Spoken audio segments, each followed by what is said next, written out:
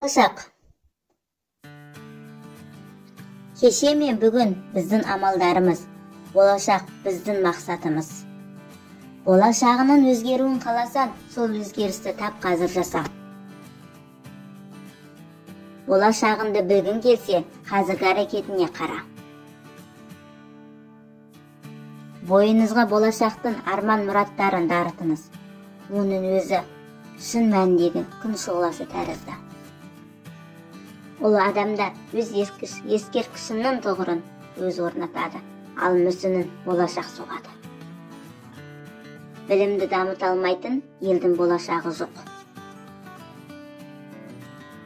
Қарулы күштерге кетіп жатқан миллиардтаған қаржының тым құрыса бір бөлігі білімге жұмсалғанда болашағымыз бұлыңғыр болмас еді.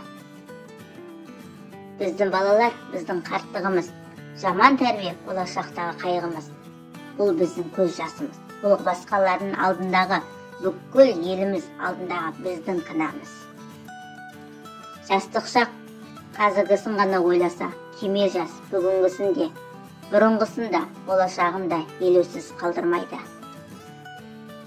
Ақыр сонда шешімді бәрібір ересектер қабылдайды, жастар емес.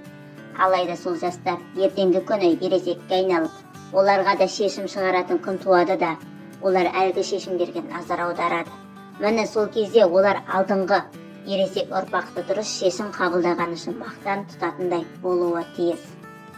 Бүгінгі күнді түсініп түйсіну үшін де, болашақтың дидарын көзге елестету үшін де, кешегі кезеңге көз жіберуіміз керек. Жастық арман бұл сенім.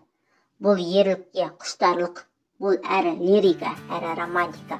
Бұл болашақ жөніндегі үлкен жоспарлар, бұл болашақтың атаулының басталуы. Қазақстанның болашағы қазақ тілінде. Ана тіліне немқұрайлы қарау, өз халқының өткеніне, бүгініне, болашағына немқұрайлы қарау деген сөз.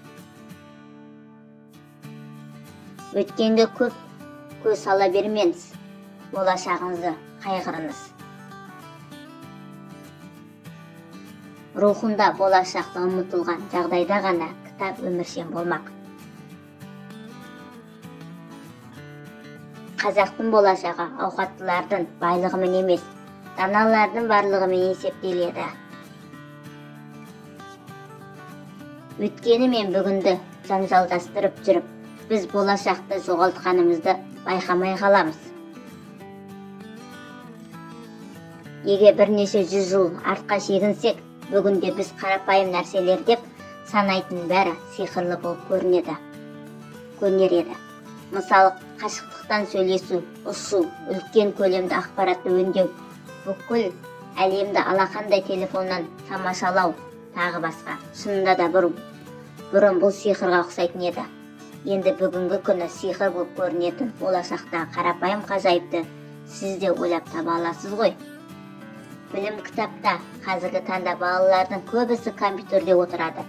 Сондықтан болашақтың кітап оқығандар компьютерде отырғандарды басқарады.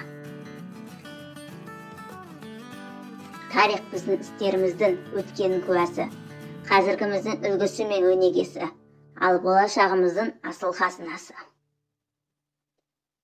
Мемлекеттік қайраткерлердің саятшыдан айырмасы, саятшы келесі сайлаудың мемлекеттік қайраткер болашақ ұрпақтың қамын жейді.